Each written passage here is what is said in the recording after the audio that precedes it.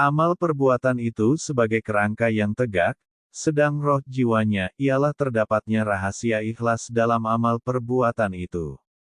Amal ialah geraknya badan lahir atau hati, amal itu digambarkan sebagai tubuh jasad, sedangkan ikhlas itu sebagai ruhnya, yakni, badan tanpa ruh berarti mati. Amal lahir atau amal hati itu bisa hidup hanya dengan adanya ikhlas.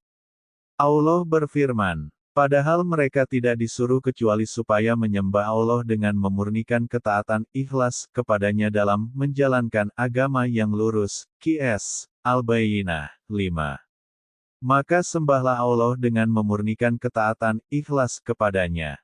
Qs. Az-Zumar 2.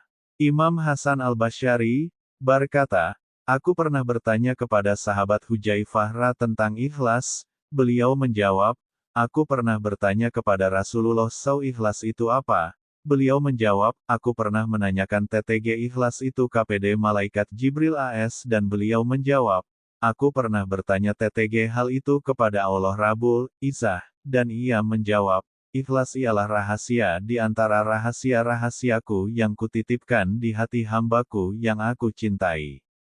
Imam Hasan Al-Basyari berkata, aku pernah bertanya kepada sahabat Hudzaifah tentang ikhlas, beliau menjawab, aku pernah bertanya kepada Rasulullah SAW ikhlas itu apa? Beliau menjawab, aku pernah menanyakan TTG ikhlas itu KPD Malaikat Jibril AS dan beliau menjawab, aku pernah bertanya TTG hal itu kepada Allah Rabbul Izzah, dan ia menjawab, ikhlas ialah rahasia di antara rahasia-rahasiaku yang kutitipkan di hati hambaku yang aku cintai.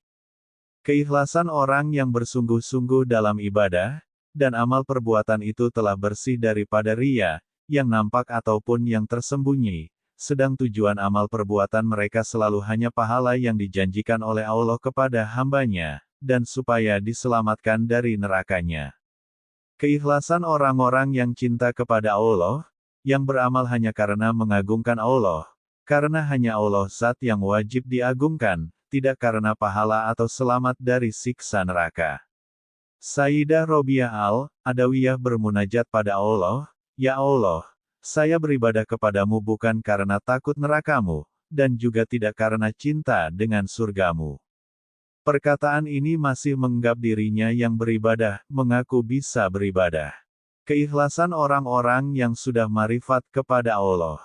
Mereka selalu melihat kepada Allah, gerak dan diamnya badan dan hatinya itu semua atas kehendak Allah. Mereka tidak merasa kalau bisa beramal, kecuali diberi pertolongan oleh Allah, tidak sebab daya kekuatan dirinya sendiri.